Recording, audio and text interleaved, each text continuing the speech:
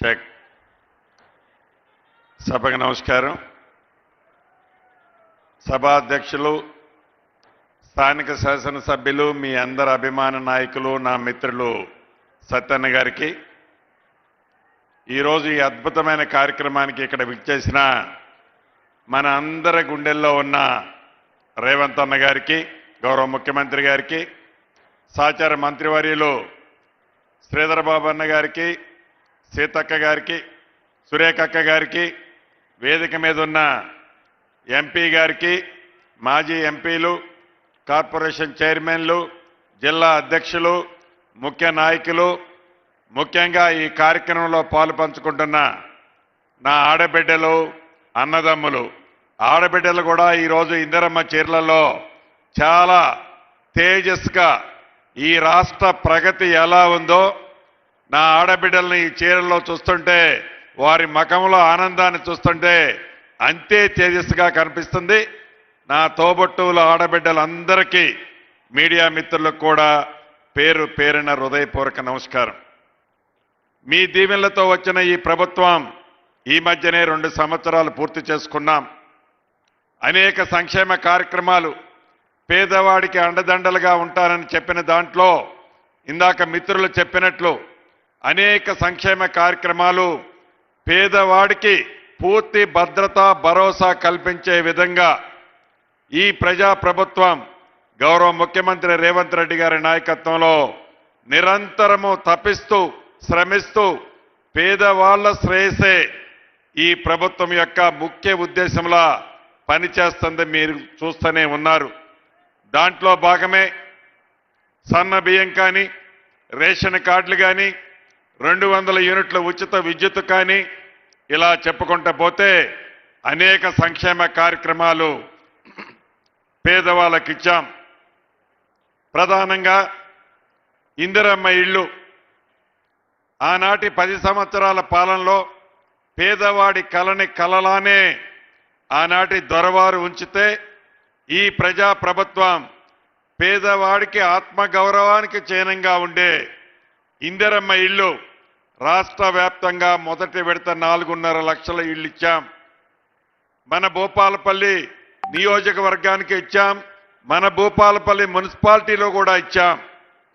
ఇంకా అర్హులైన పేదవాళ్ళు, ఇందాక సత్యన్న గారు అడిగినట్టు భూపాలపల్లిలోనే కాదు, అనేక పట్టణాలలో అర్హులైన పేదవాళ్ళు ఇంకా ఉన్నారు.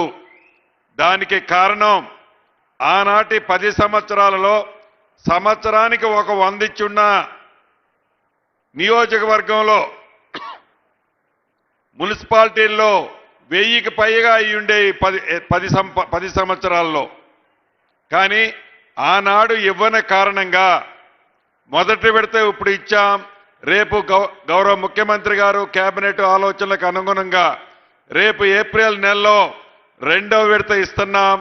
ఇంకా 3 విడతలు అర్హులైన పేదవాళ్ళకి ఈ ప్రభుత్వం తప్పకుండా ఇందిరమ్మ ఇల్లు ఇచ్చి తీరుద్ది. పేదవాడి కష్టం తెలిసిన ప్రభుత్వం ఇది, పేదవాడి బాధ తెలిసిన ప్రభుత్వం ఇది. ఇల్లు అనేది గౌరవానికి చిహ్నం కాబట్టి ముఖ్యమంత్రి గారు పదే చెప్తున్నారు. ఇందాక చెప్పేది కూడా నా చెవులో, ఇందిరమ్మ ఇళ్ల విషయంలో ఎక్కడా తగ్గేది లేదన్నా, ఇంకా అధికంగా ఇచ్చి ఆడబిడ్డల్ని రాష్ట్ర వ్యాప్తంగా ఆదుకోవాలి. పట్టణ ప్రాంతాల్లో కూడా, రాష్ట్ర వ్యాప్తంగా పట్టణ ప్రాంతాల్లో కూడా ఇళ్ల స్థలం లేని నిరుపేదలు ఉన్నారు. వారి కోసం కూడా ఒక ప్రణాళిక తయారు చేయాలి అని గౌరవ ముఖ్యమంత్రి గారు ఇప్పుడే నాకు సూచనలు ఇచ్చారు. 100కి 100%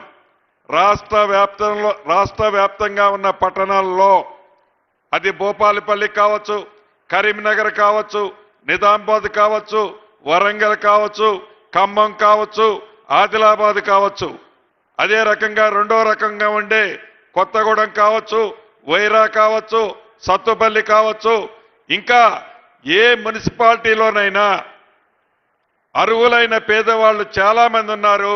వాళ్ళకు కూడా 100కి 100% ఇందిరమ్మ ఇళ్ళు ఇవ్వాల్సిందే. దానికి ఒక ప్రణాళిక తయారు చేయమని ముఖ్యమంత్రి గారు చెప్పారు.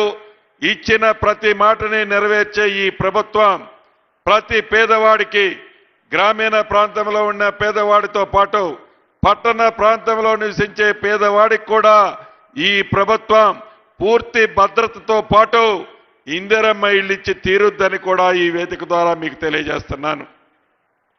అంతేకాదు, ఇందాక సత్యాన్ని అడిగాడు, పట్టణ ప్రాంతాల్లో కొన్ని సర్వే నెంబర్ల భూముల సమస్య కొన్ని దశాబ్దాలుగా ఇబ్బంది ఉంది. అది భూపాలపల్లి కావచ్చు, పాలవంచ కావచ్చు, నిజామాబాద్ కావచ్చు, కరీంనగర్ కావచ్చు, ఇలా ప్రతి పట్టణాల్లో వందలాది ఎకరాలకు సంబంధించిన సర్వే నెంబర్లలో భూములున్నాయి. వాటికి సరైన డాక్యుమెంట్ లేని కారణంగా అక్కడ నివసించే నిరుపేదలు, భూములు కొద్దిగా ఉన్న ఆసాములు ఏదైనా పెళ్లి చేసుకోవాలన్నా, బిడ్డకి పెళ్లి చేయాలన్నా, కొడుకుకి చదివించాలన్నా బ్యాంకులో లోను పెట్టాలి అంటే ఆ బ్యాంకులో లోను పెట్టే విధంగా ఆ పత్రాలు లేని కారణంగా ఆ భూములున్న ఆసాములు ఇబ్బంది పడుతున్నారు. తప్పకుండా ఈ మధ్యనే లైసెన్స్డ్ సర్వేలను ఏర్పాటు చేశాం. కొత్త భూభారతి చట్టాన్ని తెచ్చుకున్నాం. ఈ చట్టం ద్వారా, ఈ లైసెన్స్డ్ సర్వేల ద్వారా ఏవైతే ఈ భూ సమస్యలు ఉన్నాయో, ఇందాక సత్యన్న చెప్పిలాంటి సమస్యలు, ఈ ప్రభుత్వం వాటిని కూడా శాశ్వతంగా ప్రజలకు ఉపయోగపడే విధంగా, ప్రజలకు ఇబ్బంది లేని విధంగా ఆ సమస్యను కూడా ఈ ప్రభుత్వం పరిష్కరిస్తుందని, ఇది మీ ప్రభుత్వం, మీరెన్నుకున్న ప్రభుత్వం, మీరు ఆశీర్వదించి దీవించిన ప్రభుత్వం, మీకు సంక్షేమ కార్యక్రమాలు ఇచ్చాము కాబట్టే మొన్న గ్రామ పంచాయతీ ఎన్నికల్లో 68-69% గెలిపించారు. పట్టణ ప్రాంత ప్రజలు కూడా సంక్షేమాలు ఈ ప్రభుత్వం నుంచి మీకు అందుతున్నాయి. మీ చల్లని దీవెనలు, నిండు మనసు ఆశీర్వాదం ఈ ప్రభుత్వం మీద ఎప్పుడూ ఉండాలని మనస్ఫూర్తిగా మీ అందరినీ కోరుతూ మీ అందరి దగ్గర సెలవు తీసుకుంటున్నాను.